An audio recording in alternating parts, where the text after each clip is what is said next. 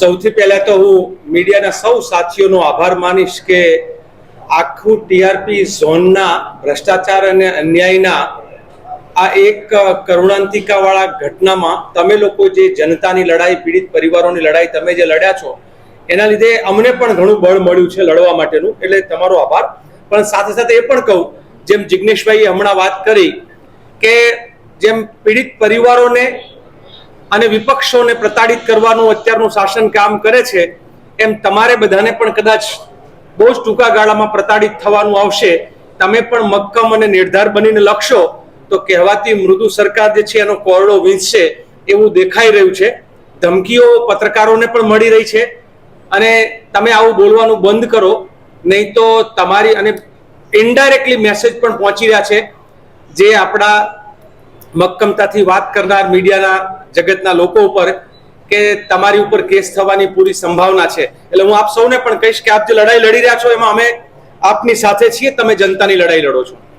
TRP game ઝોનની ઘટના પછી પીડિત પરિવારોને મુખ્યમંત્રીનું બોલાવવું એટલે મને ક્યાંક આમ એવું આશા જાગેલી કે આ મુખ્યમંત્રી ભલે રબર સ્ટેમ્પ કહેવાતા હોય, આ મુખ્યમંત્રી ભલે દિલ્હીના રિમોટ કંટ્રોલથી ચાલતા હોય, પરંતુ આ બાબતમાં એ કંઈક મૃદુ હોવાનું અને ખાસ કરીને જે ધાર્મિક હોવાનો એમનો જે ચહેરો છે એ જોતા મને એમ લાગતું હતું કદાચ આ બહુ જ ઝડપથી પીડિત પરિવારોની વાત સાંભળીને એક્શનમાં આવશે. પણ જેમ ભીનું સંકેલવા સમિતિ એસઆઈટી રચાઈ છે એવી જ રીતે આમણે પણ એક લીપાપોથી કરવાનું અને માત્ર બોલાવીને વાત સાંભળવાનું નાટક કર્યું. આમ તો ન સાંભળ્યા બરાબરનું એમણે કામ કર્યું. આ બધું જોતા પીડિત પરિવારો સાથે ચર્ચા થઈને એમને પણ લાગે છે કે આ સરકારની સામે લડ્યા સિવાય ન્યાય મળે એમ નથી.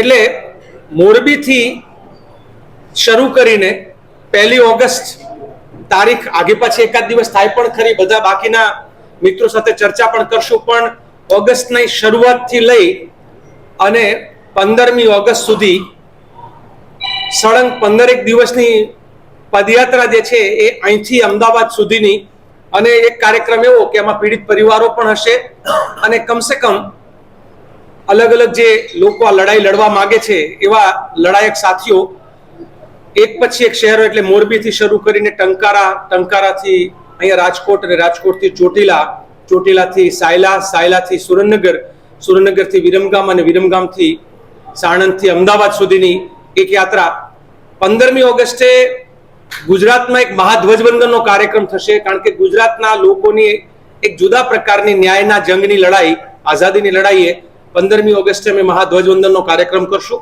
આ કાર્યક્રમ દરમિયાન પદયાત્રામાં દેશભરમાંથી વિવિધ લોકો અને સંગઠનના લોકો એ અલગ અલગ સ્થળ ઉપર આવશે. એટલે આ આખી ગુજરાતમાં જે અત્યારે ભ્રષ્ટાચાર અને અન્યાય થઈ રહ્યો છે એના વિરુદ્ધની લડાઈનો એક રીતે તો આ જનતાની લડાઈ ગણાશે. અમદાવાદથી વડોદરા, વડોદરાથી ભરૂચ અને ભરૂચથી સુરત, કારણ કે ગૃહમંત્રી પોતે સુરત રહે છે, હાલના આમ પ્રમુખ તરીકે જે ભાજપના છે એ પણ સુરતમાં રહે છે અને સરકાર સુરતથી ચાલે છે અને દિલ્હીથી ચાલે છે. એટલે સુરત તક્ષશિલાનો આખી જે ઘટના બની અને ત્યાં ન્યાય નહીં મળ્યો, 5 વર્ષ પછી પણ એ લોકો ન્યાય ઝંખે છે. મિત્રો, અમે પાલભાઈ, જિગ્નેશભાઈ ને અમે લોકો માત્ર અહીંયા ટીઆરપી માં પીડિત થયેલા લોકોના સંપર્ક કરીને એમના દુઃખ દર્દ માટેની લડાઈ મર્યાદિત રાખવાના બદલે અમે બીજા પીડિત પરિવારોને પણ મળ્યા. મોરબીના પીડિત પરિવારો સાથે બેઠક કરી, એમની વેદનાને સમજવાની કોશિશ કરી. વડોદરાના હરણીના પીડિત પરિવારોને મળ્યા, ત્યાં બેઠક કરી. તક્ષશિલાના પીડિત પરિવારો જે છે એને મળ્યા. બધાની એક જ વાત આવે છે કે અમને જીવતા જીવ ન્યાય મળે. અમે જીવીએ છીએ ત્યાં સુધીમાં ન્યાય મળે. ન્યાય આવશે કદાચ અમે નહીં હોય અને આરોપી પણ નહીં હોય, ના ફરિયાદી હોય ને આરોપી હોય, તો આવો ન્યાય લઈને શું કરવાનું? એટલે આખી ફાસ્ટ ટ્રેકની માંગણી આપે જોઈ કે વાત મૂકી છે. એટલે ઝડપથી ન્યાય, સાચો ન્યાય, પીડિત પરિવારોના સાથે થતી જે ત્યારે મજાક જે છે 4 લાખની વાત હોય કે પછી એસઆઈટીની હોય, જે 12 મુદ્દા છે, આ 12 મુદ્દાની લડાઈ પીડિત પરિવારોની છે, એને અમે સંપૂર્ણ સમર્થન આપીએ છીએ. એક માનવીય અધિકારના મુદ્દા તરીકે, એક વિપક્ષના ધર્મ તરીકે પણ આ પીડિત પરિવારોની સાથે અમે લોકો સળંગ સાથે રહેશું.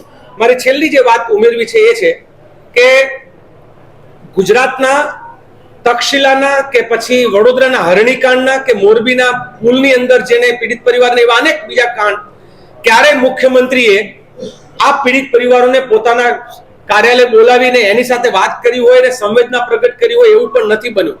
પરંતુ રાજકોટની ટીઆરપીના પછી એ સફાળા જાગવાનું કારણ એમને ખબર પડી રહી છે કે ધરતી સરકી રહી છે, રાજકોટની જનતા ભાજપાનો અસ્વીકાર કરી રહી છે, રાજકોટનું મીડિયા, રાજકોટની જનતા જે રીતે બંધ પાડવાથી લઈને બધામાં સક્રિય ભૂમિકામાં રહ્યા છે એ જોતા ગુજરાતના મુખ્યમંત્રી અને ભાજપને એવો અંદેશો છે કે આવનાર સમયમાં જમીન સરકી જાય એ પહેલા પાણી પહેલા પાળ બાંધવાનો, એટલે માત્ર સાંત્વન આપવા માટે એમણે બોલાવે છે. આપણે આશા રાખીએ કે ગુજરાતના બધા જ પીડિત પરિવારોને ન્યાય મળે અને ન્યાયની લડતમાં આપ સૌનો સાથ મળે.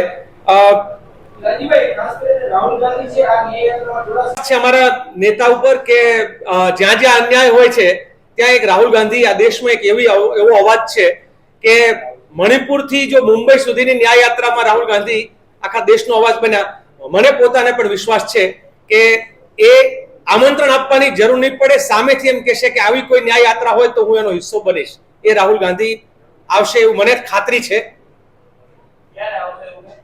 તારીખ તો અત્યારે નક્કી નહીં, આ 1 થી 15 ની વચ્ચેની જે યાત્રા છે એમાં ચોક્કસ જગ્યા ઉપર અને દેશભરમાંથી નેતાઓ આવશે.